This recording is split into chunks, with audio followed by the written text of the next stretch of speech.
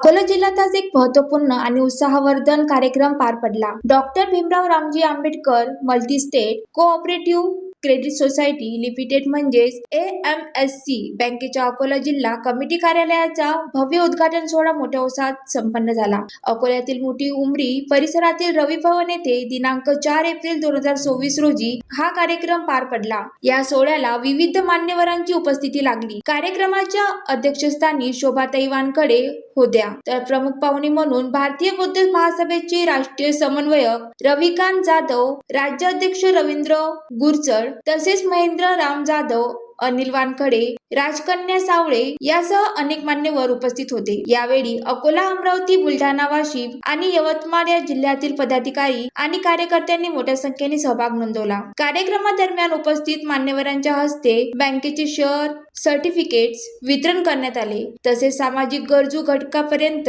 आर्थिक बळकटी पोहोचवून सामाजिक आणि आर्थिक क्रांती घडवून आणण्याचा प्रयत्न यावेळी व्यक्त करण्यात आला. या कार्यक्रमामुळे AMSC बँकेच्या माध्यमातून आर्थिक सक्षमीकरणाचा नवा मार्ग खुला होणार असल्याची भावना व्यक्त करण्यात आली. कार्यक्रमाच्या शेवटी बाळासाहेब ढोके यांनी उपस्थितांचे आभार मानले. ज्वालादीप न्यूज करिता सागर पंडित, अकोला.